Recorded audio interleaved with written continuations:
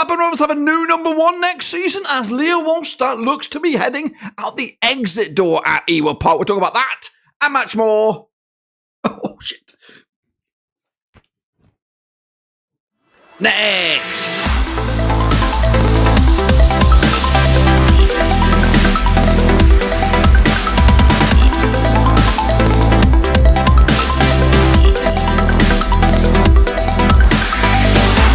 That's right, folks, back once again with another match review.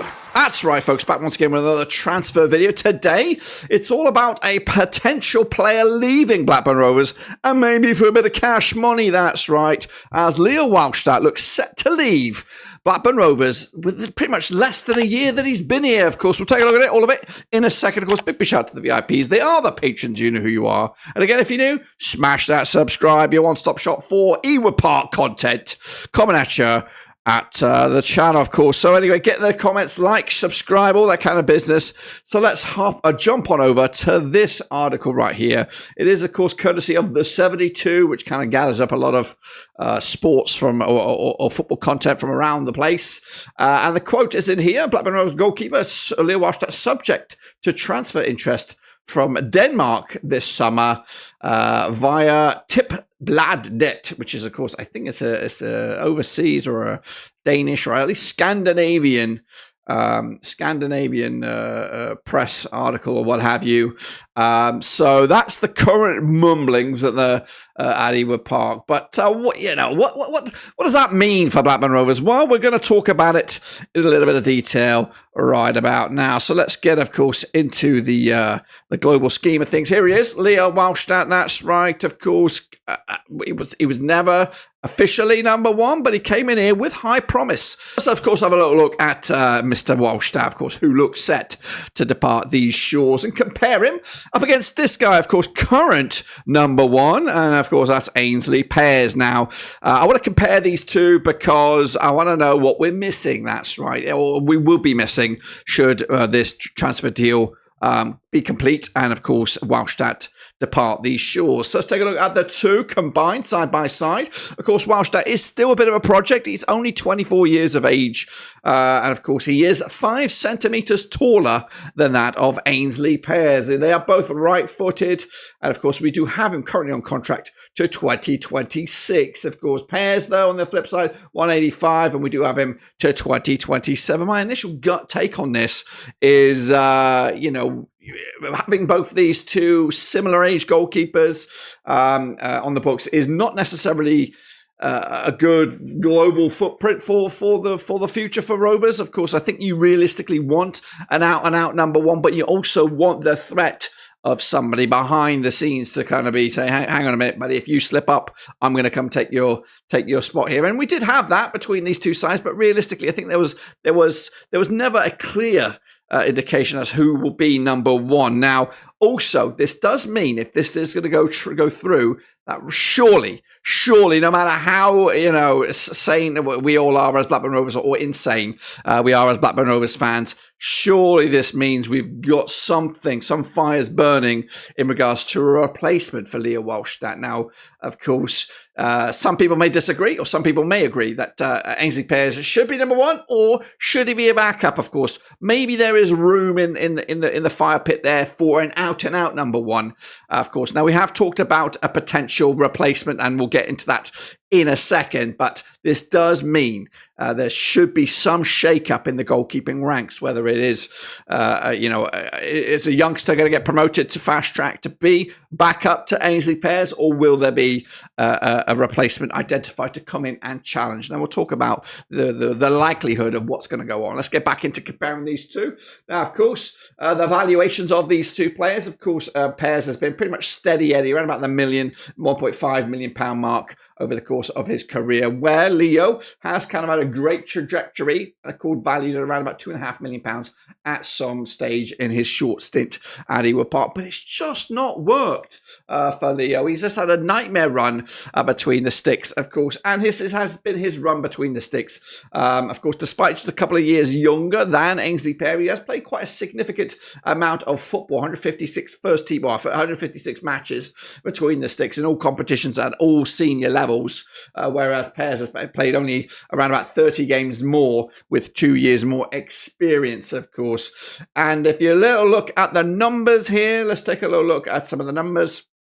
Of the 156 games Leo Wahlstedt has played, he's conceded 231 goals, where, of course, Ainsley Pears played 182 matches, has conceded just 2 goals more, so a much better return. And I think the stat there shows 52 clean sheets for Ainsley Pears, 43 clean sheets for Leo Wahlstedt over the course of those games. So there's a significant chunk of change in those.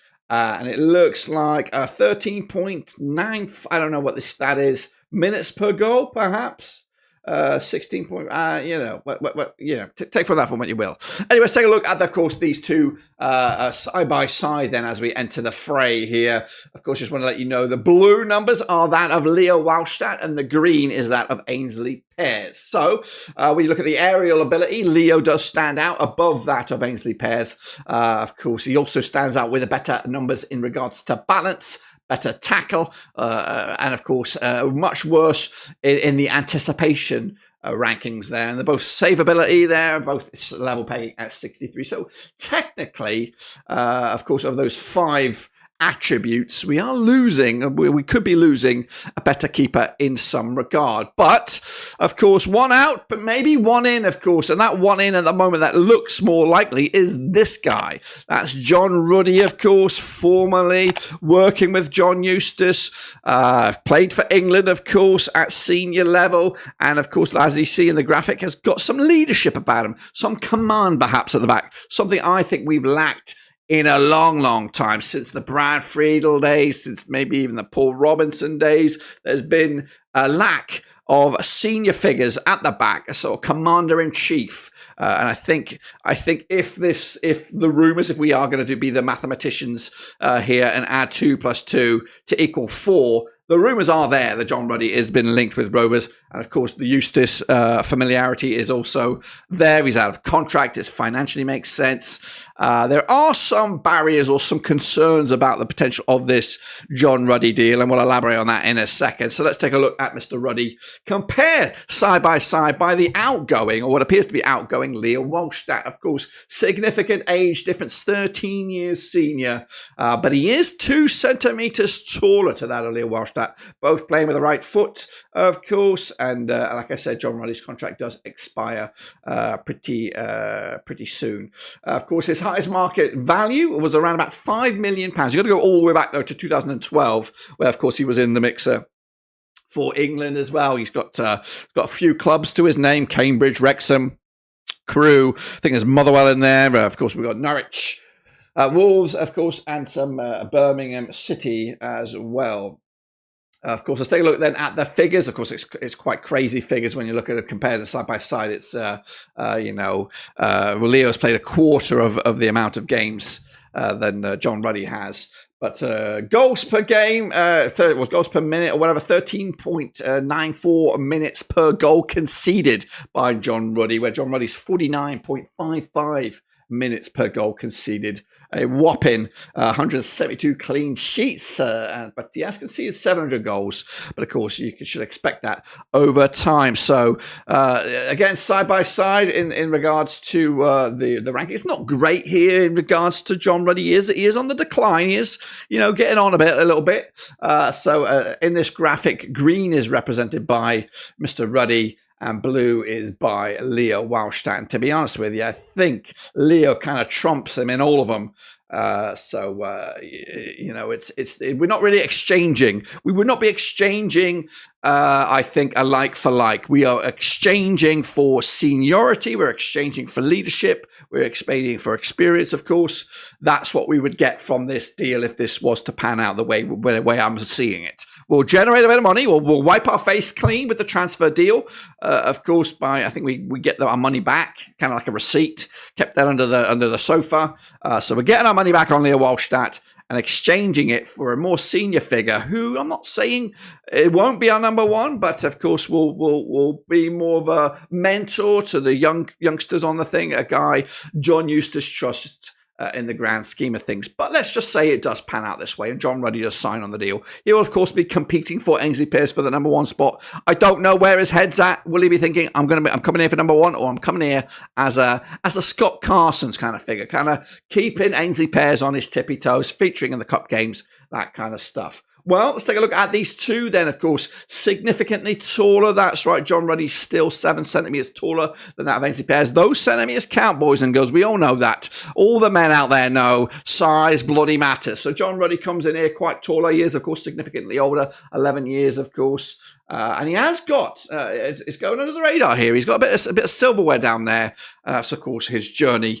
Again, the valuations between the two, of course, Pears is not really, shot up projection-wise. But let's just turn the clock back to a certain Jason Steele now. Of course, some very bad goalkeeper that we had on our books is now, I think he's number 1, or at least challenging for Brighton regular football over there. So, what appears to be, not much value to it. I beg to differ. Of course, again, Ruddy's value soaring through the roof. And again, once again, we look at the numbers side by side again.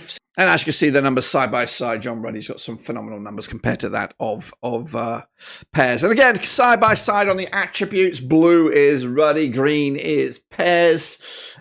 Pears significantly, 4 out of 5 has John Ruddy on toast. The only ability that he's lacking is the aerial scenario. So we will not be gaining a better goalkeeper performance or physical wise. We are getting a goalkeeper more senior, more experienced, more commanding, etc., etc. Now, again, I'm adding 2 plus 2 to equal 4 here. 1, for example, Leopold Wahlstedt may not move. And, of course, 2, John Ruddy may not be brought in as a replacement. But what are your thoughts about that potential scenario of course, Leopold Wahlstedt leaving and John Ruddy coming in? I think financially it makes a bit of sense. I think we are going to regret it in the end, just like a David Raya situation, just like some other transfer deals that we've done in the past, where we kind of not necessarily been mugged off, but I think I think we're giving up. I think we're giving up on Leo Wahlstedt way too soon. I still think there's a good goalkeeper in there. I just think last season was a rude awakening to different kind of football to what he's used to, and I think if we would have given him pre-season at Ewood Park, he could have come back fighting and could have come back a better goalkeeper. But each to their own and all that. Like the things, go back to what you're comfortable with, and of course we've got to move on. We've got to move on. We cannot be mugs here. We've got to make sure that we are secure in the goalkeeping ranks. And I think John Ruddy coming in as a 37-year-old backup goalkeeper, challenging maybe Pears for, of course, that jersey whenever it comes around, is good financial business, and of course it's good planning for the future with having a senior head on the books to keep the young goalkeepers on track for the future. I'd give him a 2-year deal as backup if he's keen, maybe with a player coach and all that kind of jazz. But again, that's just my take. What are your take? I'm sad to see Leo Wahlstedt go, but I'm always sad to see a player go, especially one that promised so much, but in the end delivered so little. That's my thoughts on Leo's potential departure. Let me know your thoughts and opinions as we look forward, or maybe have a tearful goodbye to potentially the Swede leaving us, of course. Anyway, until then, subscribe, smash the like, see you later. But until then, guys and gals, we are done.